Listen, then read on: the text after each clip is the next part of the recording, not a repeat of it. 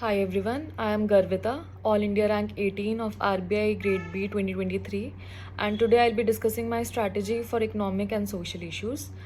Before this, I have also made my strategy videos on finance and management. You can also watch those videos if you are confused with your strategy or if you need any more additional guidance. So starting with the ESI, basics stays the same. The exam is divided into objective and descriptive part of the ESI. We have to first get the syllabus copy and go through the previous year questions of last 4 to 5 years. Now, to tackle ESI, we need to have a very good conceptual clarity of whatever is there in the syllabus. There are terms like growth, development, uh, budget, the two parts of it, capital and the revenue part, or balance of payments. So you need to have clarity of all of these terms, what constitutes what, and only then you will be able to cater to the kind of questions that are coming these days in the exam for both objective as well as the descriptive part. So to have a very good foundation, what I did was I had gone through the complete module of Mrunal sir on YouTube. It is freely available on YouTube as well. Since I was a UPSC aspirant, so I was clear with my basics. If you are not, you can also follow the same source. Once you have got all the clarity, only then building your current affairs over that foundation would make sense. Now coming back to how to tackle the objective part of the exam. So the objective part of the paper is very much current heavy. There are hardly 5 to 6 questions being asked from the static part of it. That being said, it doesn't mean that we can ignore the static part, reiterating the same thing. Like it would not make any sense if we are not clear with the basic terms like GDP. It would not make any sense to have knowledge about the GDP projections from IMF and so on. So have your basics sorted. Then ESI objective is very much heavy on the government schemes related to again economic and social issues.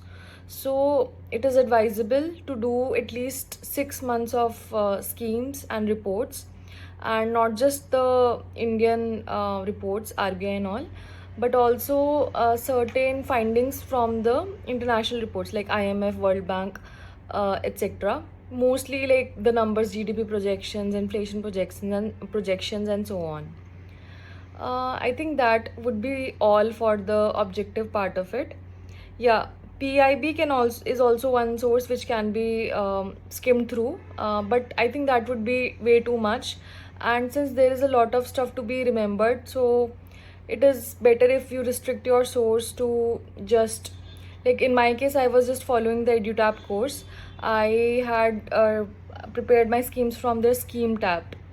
Uh, you can also follow the some coaching material, or if you are a regular aspirant, have been preparing since long, so you must be having your own notes, that would also suffice. Now coming on to the descriptive part of the paper. Descriptive part has both current affairs and the static questions as well. The same pattern, like 2 out of 3 questions we have to do for 400 marks, 400 words, and again 2 out of 3 questions in the 600 words section.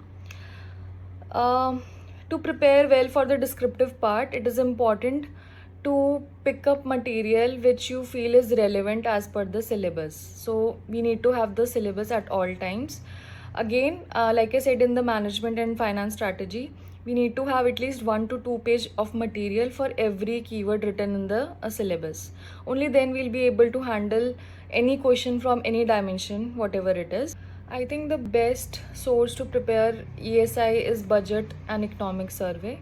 Apart from that, you can always keep on googling whatever the keyword in the syllabus is and just see what current material is there on that particular topic. But since economic survey and budget are government publications, so it makes all the more sense to include keywords and phrases from these two sources, and they cover the entire syllabus in a very good concise manner as well. Apart from that, the EduTap again comes up with the marathon sessions on YouTube. I think not just EduTap, other coaching institutes are also coming up with their marathons. So whatever source, you just see one or two videos of each of these coaching institutes and see which teacher is suiting your style of learning. Um, Go through these marathon sessions again and again, only then you will be able to remember the facts and figures for the objective, and also some data points, keywords for the descriptive part of the paper. Certain tips and tricks from my side would again include practice, practice and practice, and practice only with the previous year question. There is not much need to run behind all the mocks that are coming in the market. Previous year questions are the best way to gauge what sort of questions are coming and what the examiner is expecting out of us. Secondly, it is always a good idea to go with some prepared introductions and conclusions. And again, economic survey and budget phrases are best to put in such introductions and conclusions. For example, India's dream of becoming a $10 trillion economy by 2030. This is a very good conclusion. Or Sabka Saath, Sabka Vikas. Then budget and economic survey also come with some theme every year. I remember there was a Saptrishi sort of a thing mentioned in the budget, and the points under the 7 points under it were precisely telling everything that the budget is aspiring to achieve. And using such keywords in the answer, like Saptarishi, reaching the last mile, as one of its objectives, I think it's nice to mention such sources since they are government publications only. Then yeah, I think PM speeches can also be watched and you can just jot down certain points out of it. Um, Quoting such speeches, or like we did governors and deputy governors speeches in case of finance and management.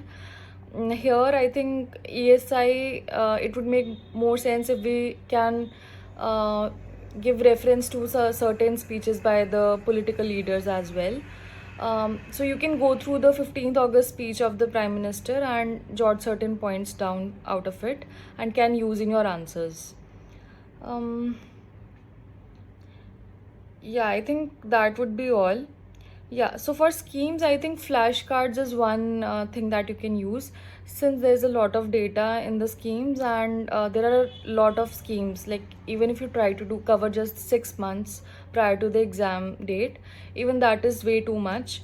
So just start in the order of latest month being covered first, and prepare some flashcards out of the schemes that you are doing, and because these flashcards will make it very easy for you to revise. So this is one thing that I did. Apart from that, again, video content is something that I can grasp very quickly, so marathons also helped me in that. I think that is all. In ESI, I would say that I personally felt that objective part was difficult in comparison to the descriptive part. That maybe was because I was in the habit of writing because of my UPSC background, and I could tackle the subjective part of the paper a bit easily, and remembering the facts and figures is very difficult for me.